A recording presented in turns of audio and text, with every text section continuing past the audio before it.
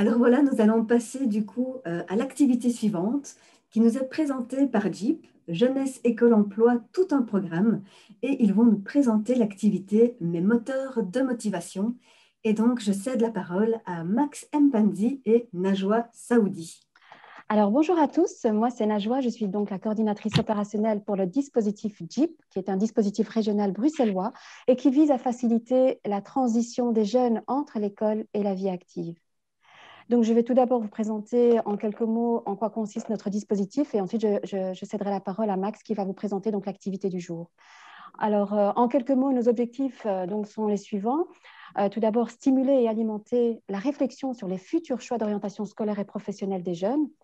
Aider les jeunes à explorer les motivations et leurs compétences en ouvrant évidemment le champ des possibles, mais aussi encourager une posture proactive par la recherche d'informations. Donc, nous insistons auprès des jeunes pour qu'ils puissent mener des actions dès maintenant pour trouver donc, et chercher des informations sur les métiers, mais également sur eux-mêmes. Donc, nous avons organisé notre dispositif en 3 services. Nous proposons d'abord un service de formation. C'est un service de formation qui est subdivisé en 4 modules, 4 séances de 3 heures généralement, et que nous proposons aux étudiants du 3e degré du secondaire à Bruxelles, tout réseau et type d'enseignement confondus. Donc, nous travaillons à la fois avec du qualifiant, donc l'enseignement technique, professionnel, l'alternance, mais aussi avec le général et l'enseignement spécialisé. Nous avons 4 thématiques à aborder avec les étudiants. Vous les voyez ici illustrées par des fiches que nous distribuons aux étudiants à la fin de chaque séance, des fiches qui résument finalement les enseignements que nous avons apportés durant les formations. Alors, une première séance qui est dédiée à l'orientation, je vais m'attarder un tout petit peu là-dessus parce que l'activité que Max va vous présenter s'inscrit vraiment dans cette séance-là. Alors, cette séance d'orientation ne vise pas à identifier un projet d'orientation individuel à chaque étudiant dans la classe en 3 heures de temps. Ce n'est pas possible, on est bien d'accord. Maintenant, ici, on mène une réflexion beaucoup plus collective et globale. Elle est subdivisée en 3 temps. Dans un premier temps, on invite vraiment les étudiants à prendre de la distance avec les représentations qu'ils ont des métiers, des représentations qui sont souvent réalisées en fonction de ce qu'ils voient à la télé, de ce qu'ils voient dans les séries TV, les médias, etc., ou de ce qui pourrait émerger de leur entourage. Dans un deuxième temps, on les invite vraiment à s'intéresser aux métiers, à chercher des informations. C'est pourquoi on a créé cette fameuse grille des métiers que Max va vous présenter et qui énumère un certain nombre de critères sur lesquels les jeunes peuvent se baser pour chercher des informations. Exemple, j'ai envie de m'orienter vers le métier d'infirmier. Quelles seront mes conditions d'accès, le nombre d'années d'études? Est-ce que je vais trouver facilement du travail? Quelles seront mes conditions de travail ou les tâches que je vais exécuter? Et enfin, est-ce que ça va me correspondre? Et ça, c'est plus en lien avec la 3e étape et la dernière étape de cette séance d'orientation qui cible vraiment les moteurs de motivation. C'est pourquoi nous avons effectivement créé une nouvelle grille, la grille du mois, et qui va mettre en avant des caractéristiques, des critères sur lesquels les jeunes peuvent aussi s'intéresser pour apprendre à mieux se connaître. L'activité que Max va vous présenter va venir ponctuer et clôturer cette séance sur l'orientation, mais c'est une activité que vous pouvez tout à fait extraire et proposer à votre classe en dehors de cette séance assez globale.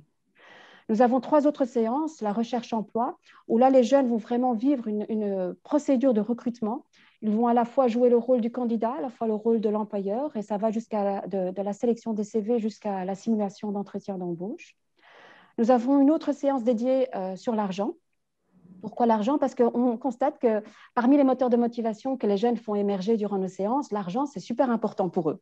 Alors, on a décidé de leur expliquer comment les salaires sont calculés en Belgique et comment faire varier le salaire. Quels sont les critères qui vont venir faire varier leur salaire dans le courant de leur parcours professionnel. Voilà l'impact du bilinguisme, par exemple, le fait d'acquérir de nouvelles compétences, le fait de chercher, de changer de secteur d'activité, quel impact ça aura sur les salaires. Nous les projetons aussi vers l'avenir en identifiant avec eux les postes de dépenses qu'ils pourraient avoir à assumer lorsqu'ils seront autonomes dans leur propre appartement. Voilà ce que coûte un loyer aujourd'hui, les charges locatives et ainsi de suite. Et enfin, nous clôturons par une séance dédiée au monde du travail où ils vont vraiment vivre une simulation de vie en entreprise et nous allons mettre le focus sur les savoir-être professionnels. Voilà, nos séances vraiment de formation sont interactives. Nous abordons toutes les thématiques à partir de jeux ludiques, ce qui permet justement d'ouvrir la parole et de s'amuser tout en apprenant, quoi. Nous avons 2 autres services, le service job étudiant, donc les mêmes formateurs travaillant pour JIP accompagnent et coachent des étudiants à la recherche d'un job, souvent les mercredis après-midi ou pendant les vacances scolaires. Et enfin, un service de recrutement pour les entreprises, et là qui vise la mise à l'emploi des étudiants éloignés du monde du travail, qui ont un réseau peu élargi professionnel, par la constitution d'un réseau d'employeurs partenaires. Et comme vous le voyez ici, la carte de Bruxelles, donc nous avons 8 formateurs qui déploient le dispositif au sein de leur commune principale, mais également au sein des communes avoisinantes. Si vous êtes intéressé par un module de formation, n'hésitez pas à faire appel à nous, mais c'est un module vraiment qui est dédié au dernier cycle de l'enseignement secondaire. Donc, vous pouvez retrouver nos contacts sur le site internet www.jipbxl.be, donc n'hésitez pas à prendre contact avec nous. Et je vais donc céder la parole directement à Max, qui va vous présenter donc l'activité du jour qu'on dénomme entre nous assis debout, et vous allez comprendre d'ailleurs pourquoi tout de suite. Ok, donc merci Najwa. Donc je me présente, je m'appelle Max. Donc je suis formateur référent de la zone Molenbeek. Donc l'activité que je vais vous présenter aujourd'hui, c'est bien le assis debout. Et je vais commencer par vous décrire un peu les objectifs de cette activité. Donc les objectifs, c'est la prise de conscience du classement des moteurs de motivation, amener les jeunes à se positionner par rapport à leur propre moteur de motivation, mettre en avant les différents critères qui vont influencer les choix d'orientation et sensibiliser les jeunes au caractère évolutif de la hiérarchisation de leur moteur de motivation. Et donc pour un jeune, peut-être que pour l'instant, c'est le salaire, sa première source de motivation, mais dans 10 ans, ça risque d'évoluer. Et donc le public, donc c'est une activité qui est réservée aux élèves du secondaire, aussi bien inférieur que supérieur, mais vous pouvez très bien pratiquer aussi cette activité en famille ou avec vos amis. Au niveau du matériel, donc vous avez besoin de la fiche de description des métiers, de la grille du mois, de la grille des métiers, donc ces 2 grilles sur lesquelles je reviendrai plus tard dans mon explication. Et donc vous en aurez besoin plus au niveau du débriefing. Et donc c'est une activité qui a possibilité de faire en présentiel et en distanciel. Donc pour le présentiel, il vous faudra des chaises qu'il faudra idéalement disposer en cercle. Et donc le jeune se lève et s'assied en fonction des items proposés. Pour le distanciel, il faudra soit un ordinateur, un smartphone avec une webcam qui fonctionne, et on éteint ou on allume la caméra selon les propositions. Au niveau du déroulement de l'activité, donc il est important de donner vraiment une consigne claire avant de démarrer cette activité. Donc on précise vraiment aux jeunes d'essayer de faire vraiment l'activité de manière individuelle sans être influencé par leurs camarades. Et donc la consigne que l'on donne, c'est on va vous décrire un métier avec différents moteurs de motivation. Si vous êtes d'accord avec la proposition, vous vous levez. Si vous n'êtes pas d'accord, vous vous asseyez. Vous pouvez vous asseoir et vous lever comme vous le souhaitez à tout moment de l'activité. Donc, la première étape, le formateur propose aux élèves différentes situations qui forment une histoire et constituent la réalité d'un métier. Ensuite, à chaque situation proposée, les jeunes se positionnent individuellement selon qu'ils soient d'accord ou non avec les propositions. Et la troisième étape, c'est le débriefing. Donc, concrètement, je vais vous donner un exemple. Lorsque, par exemple, on utilise l'item de pêcheur en Alaska, alors je commence mon activité et je dis aux jeunes, vous gagnez 20 000 euros par mois. Donc là, en général, tous les jeunes se lèvent. Vous avez des journées de travail de 20 heures. Ah, il y a déjà une partie des jeunes qui commencent à se rasseoir. Vous devez être capable de gérer votre stress à chaque moment. Ça va, c'est partagé par rapport aux réactions des jeunes. Vous travaillez seulement 2 mois par an. Ah, il y a des jeunes qui se relèvent. Vous travaillez sur un bateau de pêche en pleine mer. Ah, la majorité des jeunes se rassient. Vos conditions de travail sont rudes, eau glaciale, mer déchaînée, les accidents sont nombreux. Les jeunes se rassient encore. Puis je dis, vous exercez le métier comme étant réputé comme étant le plus dangereux du monde. Et là, voilà, les jeunes se rassient. La plupart, en général, il en reste peut-être 1 ou 2 courageux, mais la plupart des jeunes se rassient. Et donc, à ce moment-là, on passe au débriefing. Et donc, c'est un débriefing qui se déroule en 3 étapes, lui aussi. Donc, c'est un débriefing donc, qui se passe en 3 étapes. Donc, la première étape, c'est vraiment recueillir les impressions des jeunes.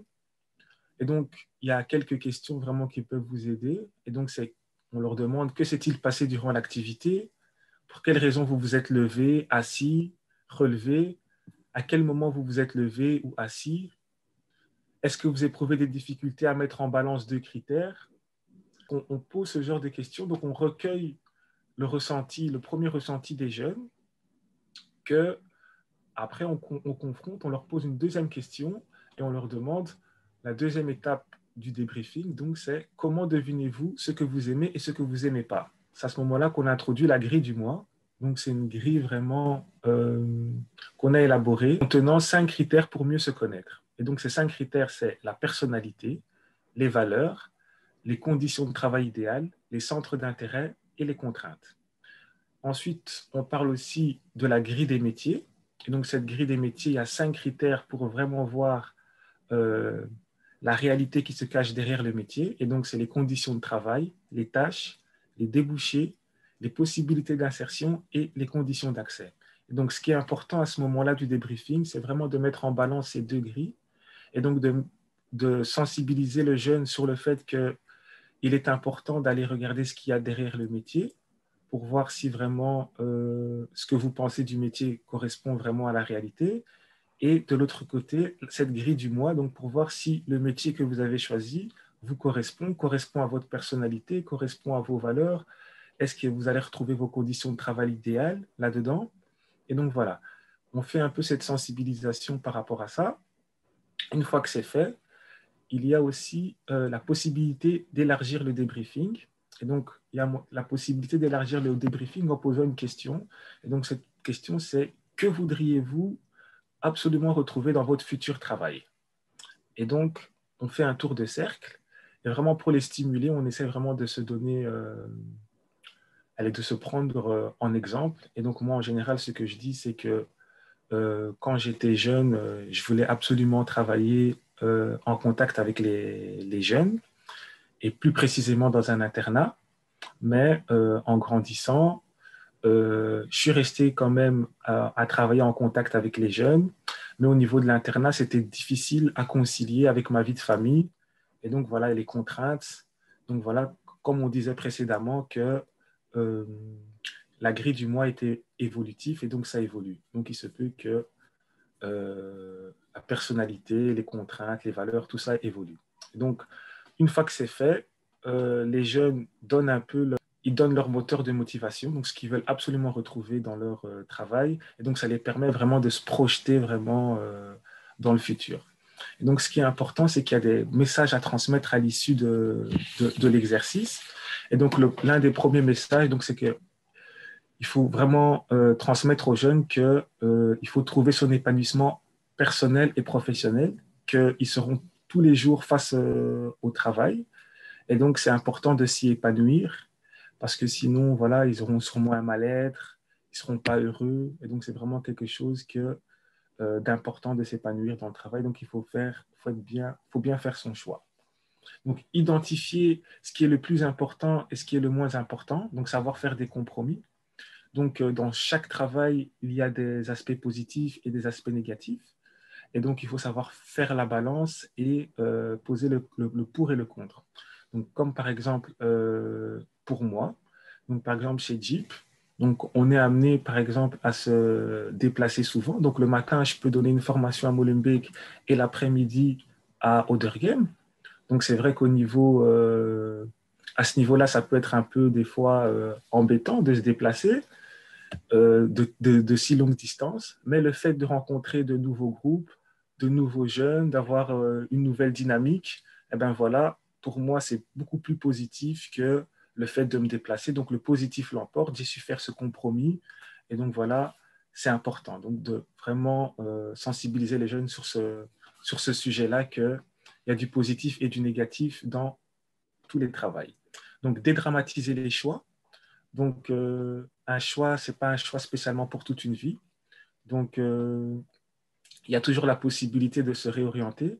si on ne se sent pas bien ou si voilà, ça ne nous convient pas ou si il y a toujours la possibilité de se réorienter, de faire une autre formation, de reprendre des études. Donc, on a cette chance-là en Belgique. Donc, il y a aussi multiplier les expériences pour mieux se connaître. Donc, faire des stages, des jobs étudiants, le bénévolat. Toute cette expérience engendrée permettra voilà, de savoir, de vous connaître un peu mieux, savoir que telle chose j'apprécie moins. Voilà, pendant mon stage, j'étais tout seul dans un bureau pendant 8 heures. Ben voilà, moi, j'ai remarqué qu'à la fin de mon stage, j'avais absolument besoin de travailler en contact avec une équipe, voir des gens, sinon je suis malheureux. Et ben voilà, tu ressors de ton stage avec, même si entre guillemets ça s'est mal passé parce que tu te sentais seul, mais tu ressors de là quand même avec une expérience sur toi-même, donc tu te connais mieux et tu sais que ce genre de travail, ça te correspond moins. Donc interroger des professionnels, donc en général, c'est une démarche aussi qui est très bien accueillie par les professionnels. Donc si vous êtes intéressé par une orientation ou un métier, donc n'hésitez surtout pas à aller vers les professionnels, prendre contact avec eux, préparer des questions. Donc, on vous a donné une grille, donc vous pouvez préparer des questions en rapport avec les tâches, avec les conditions de travail. Donc voilà, vous pouvez vraiment préparer de nombreuses questions. Donc, vous les interrogez et vous recueillez les réponses. Et donc, n'oubliez pas que c'est un choix individuel. Donc, insistez vraiment que c'est un choix individuel. Ne pas se faire influencer par les amis parce que c'est vous-même qui allez être confronté à votre travail. Et donc, il faut vraiment que ce soit quelque chose qui vous correspond à vous et pas à votre voisin, à votre camarade. Et donc, il y a des annexes qui se trouvent dans le site des défis des talents. Et donc, ces annexes, donc il y a la liste des critères pour réitérer l'expérience sous plusieurs aspects, donc au niveau des valeurs, des centres d'intérêt, des conditions de travail. Je repasse la parole à Charlotte qui va vraiment vous montrer précisément où vous pouvez trouver toutes les informations et les annexes sur le site du Défi des talents. Je vous remercie pour votre attention et à bientôt. Merci.